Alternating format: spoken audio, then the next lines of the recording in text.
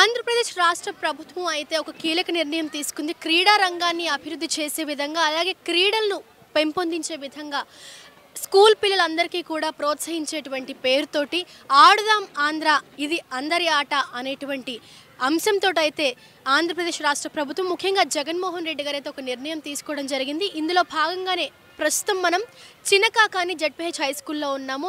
ఇక్కడ చాలామంది విద్యార్థులు కూడా వివిధ రకాలైనటువంటి క్రీడల్లో పాల్గొంటూ ఉన్నారు. మరి ఇక్కడ ఏ విధమైనటువంటి టోర్నమెంట్స్ జరుగుతున్నాయి అనేది కూడా తెలుసుకుందాం.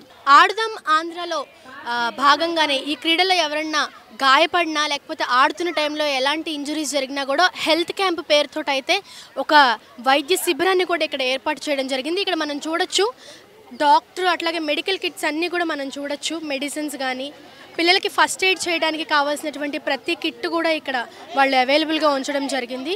వీళ్ళ ఆటలు ఆడుతున్నటువంటి సమయంలో ఎలాంటి వీళ్ళకి గాయాలు జరిగినా ఏ ఇంజురీస్ జరిగినా కూడా పిల్లలకి ఫస్ట్ ఎయిడ్ చేయడం కోసం కావాల్సినటువంటి ప్రతి ఒక్క మందుల్ని కూడా ఇక్కడ వీళ్ళు సిద్ధపరచడం జరిగింది. ఫస్ట్ ఎయిడ్ కిట్ దగ్గర నుంచి అన్నీ వీళ్ళు ప్రీ ప్లాన్డ్గా కూడా ఇక్కడ ఒక వైద్య శిబిరం లాగా ఏర్పాటు చేయడం మనం చూస్తూ ఉన్నాము. ఆడదాం ఆంధ్రలోనే భాగంగా ఇక్కడ వాలీబాల్ మ్యాచ్ కూడా జరగడం మనం చూస్తూ ఉన్నాము. క్రీడాకారులంతా కూడా వాళ్ళు మ్యాచ్ని స్టార్ట్ చేసి ఆడుతూ ఉన్నారు. గేమ్ ఫౌల్ అవడము అట్లనే అక్కడ స్కోరింగ్ చేయడానికి కూడా వీళ్ళకి కొంత టీమ్ అనేది ఏర్పాటు చేయడం అంతా కూడా మనం చూడొచ్చు. ఇక్కడ ఈ జెడ్పీహెచ్ స్కూల్ కాకానిలో ఉన్నటువంటి పిల్లలందరూ కూడా ఈ గేమ్ని కూడా వీక్షించడం ప్రేక్షకులుగా మనం విజువల్స్లో చూస్తూ ఉన్నాము. మంగళగిరి మున్సిపల్ కమిషనర్ నిర్మల్ కుమార్ గారు అయితే మనతో ఉన్నారు. మరి వారి మాటలో తెలుసుకుందాం ఆడుదాం ఆంధ్ర కార్యక్రమం యొక్క ముఖ్య ఉద్దేశం అండ్ అవి ఎలా జరుగుతున్నాయి ఇక్కడ అనేది. సార్ నమస్తే అండి. నమస్తే అండి. ఈరోజు మనం ఇక్కడ మన జెడ్పీహెచ్ఎస్ చినకాకానిలో మనము ఈ మూడో రోజు ఆడుదాం ఆంధ్రాలో భాగంగా ఈ మన వాలీబాల్ పోటీస్ అనేది మనం నిర్వహించుకోవడం జరుగుతుంది. మెన్స్ సంబంధించింది టోటల్ మన ఎంటీఎంసీ పరిధిలో మొత్తం 12 ప్లే గ్రౌండ్స్ ఉన్నాయి. ఆ 12 ప్లే గ్రౌండ్స్లో కూడా ఈ పోటీలన్నీ నిర్వహించుకోవడం జరుగుతుంది. దాంట్లో భాగంగా రేపు మళ్ళీ మహిళలకు కూడా మనం దీంట్లో నిర్వహించుకుంటాము. ఇవన్నీ కూడా చాలా చక్కగా అందరూ కూడా ఆడియన్స్ కానీ తర్వాత ప్లేయర్స్ కానీ ఎవరైతే ముందు రిజిస్ట్రేషన్ చేయించుకున్నారో వాళ్ళందరూ కూడా అటెండ్ అవుతున్నారు. అంటే ఇక్కడ ఉన్న పీఈటీస్ కానీ హెచ్ఎంస్ కానీ వాళ్ళందరూ కూడా ప్రాపర్గా సపోర్ట్ అనేది మనకి ఇవ్వడం జరుగుతుంది. Thank you. క్రీడాకారుల నుంచి పిల్లల నుంచి ఎలాంటి స్పందన వస్తుంది సార్? చాలా చక్కటి స్పందన వస్తుంది. ఇది మన గౌరవనీయ ముఖ్యమంత్రి వర్యులు ఎంతో ప్రతిష్టాత్మకంగా ఈ కార్యక్రమాన్ని ప్రారంభించడం జరిగింది. సో దాంట్లోనే మనం ముందుగానే అందరినీ ప్లేయర్స్ని కానీ క్రీడాకారులు కానీ ఆ తర్వాత ఆడియన్స్ని కానీ రిజిస్ట్రేషన్ చేయించుకోవడం జరిగింది. వాళ్ళు కాకుండా మనం స్పాట్ రిజిస్ట్రేషన్ అయితే మనం ఓపెన్ చేసుకుని పెట్టుకున్నాము. సో స్పాట్ రిజిస్ట్రేషన్లో కనుక టీం ఎవరైనా వస్తుంటే కూడా వాళ్ళని కూడా మన టీంలోకి తీసుకుని అదేవిధంగా ముందుకి మనం కొనసాగుతున్నాం. మేడం మీ అభిప్రాయం ఏంటండి? ఆడుదాం ఆంధ్రకి ఎలాంటి స్పందన వస్తుంది? నేను జెడ్పీహెచ్ఎస్ చినకాకాని హెచ్ఎంగా మరి ఇది గౌరవనీయులైన ముఖ్యమంత్రి వర్యులు మరి ఈ ప్రోగ్రాన్ని ఏర్పాటు చేయడం వలన ఆడదాం ఆంధ్ర అనే కార్యక్రమాన్ని మరి ప్రవేశపెట్టడం అనేది చాలా ఆనందదాయకంగా ఉంది.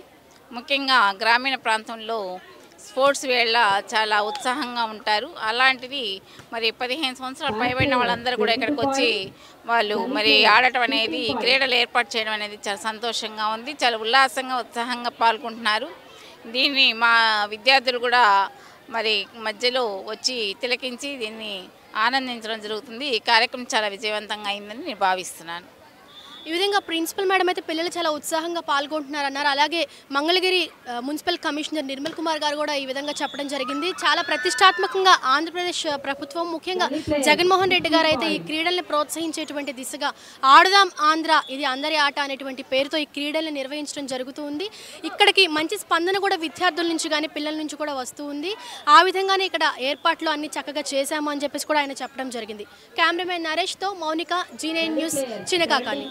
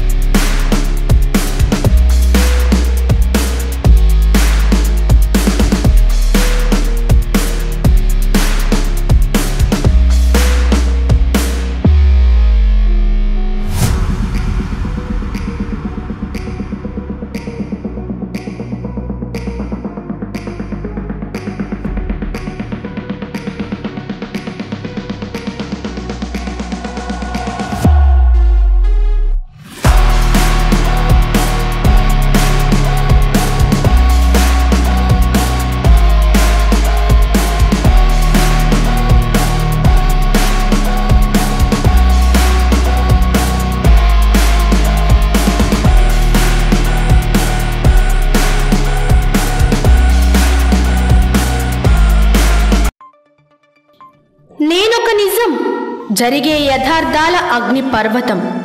జననం మరణం మధ్య జరిగే నాటకానికి నేనే సాక్షిని. సగటు మానవుని గొంతుక నేను. మీ అందరి కోసం ప్రతి గడియ పనిచేస్తూ గళం వినిపించే G9 న్యూస్.